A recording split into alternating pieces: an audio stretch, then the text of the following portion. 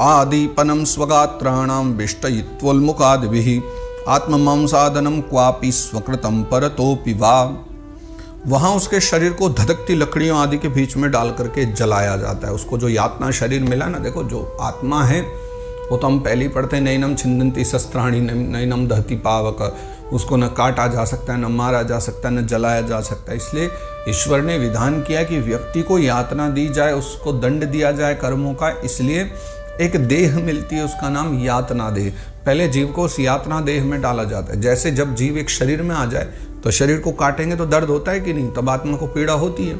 लेकिन वैसे आत्मा उससे परे है। लेकिन जब तक शरीर में, जब तक शरीर के सारे जो गुण धर्म है उनको आत्मा स्वीकार करती। वैसे ही जब यातना देह में व्यक्ति जाता है तो उसको पीड़ा आदि का अनुभव होता है, वो आत्मा सारे अनुभव करती है। तो लकड़ियों में डाल करके जलाया जाता है। लेकिन कमाल की बात यह है कि हमारे यहाँ मानव देह को जब जलाया जाएगा तो एक समय के बाद वो नष्ट हो जाएगा। उसको एक ही पीड़ा दी जा सकती है, तो जला के मार दो या काट के मार दो, बस उसके बाद शरीर खत्म, आत्मा बाहर हो जाएगी।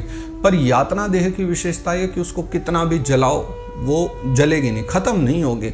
लेकिन हाँ, पीड़ा पूरी पूरी मिलेगी। काटोगे तो पूरी पीड़ा मिलेगी, लेकिन खत्म नहीं होगा। शरीर जस का तस वो यातना देह बना रहेगा। तो इसलिए वहाँ कई प्रकार की यातना देने पर भी व्यक्ति मरेगा नहीं और पीड़ा उसको बार बार मिलती रहेगी, दुख वो उठाता रहेगा।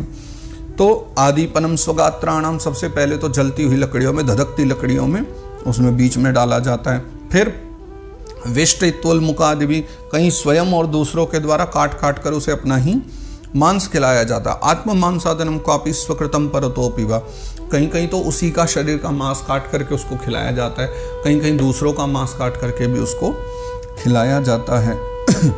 जीवतश्चांत्राभ्युद्धार स्वगृध्रैर्यम साधने सर्पवृश्चिकदंशाद्यैर दशद्भिश्चात्म वैशसम। फिर यमपुरी के कुत्ते जो हैं अथवा गिद्ध हैं, उनके द्वारा जीते जी उसकी आंतें खींची जाती हैं।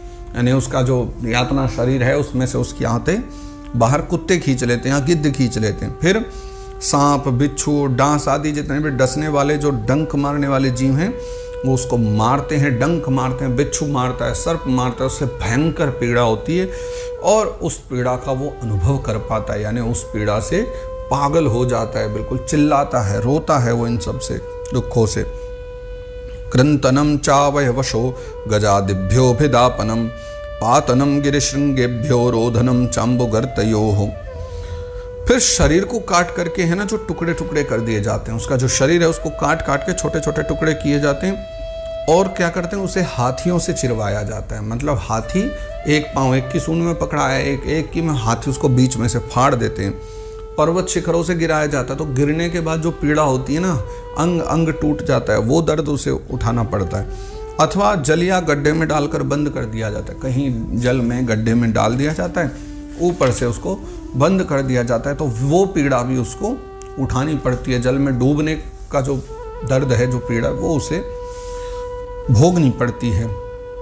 यास्ता मिश्रांधता मिश्रा रौरवाद्याश्च यातना भुंक्ते नरो वा नारी वा मिथा संगेन निर्मिता।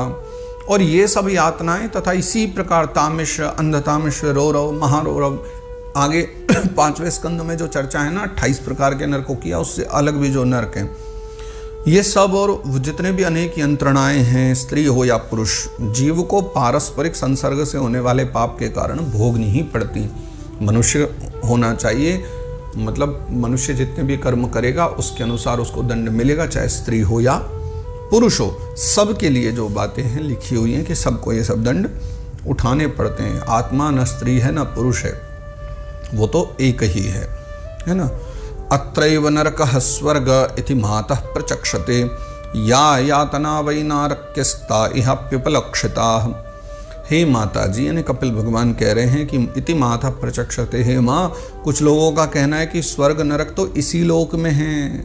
हाँ, बहुत लोग कहते मिलेंगे आपको, अरे भैया ये सब फालतू बातें, स्वर्ग नरक जो कुछ भी हैं इसी लोक में है, संसार में। क्योंकि जो नार की यातनाएं हैं वे यहाँ भी देखी जाती हैं। कपिल भगवान भी कह रहे हैं, हाँ कुछ लोग तो ये मानते हैं स्वर्ग लोक नरक लोक ही। क्यों?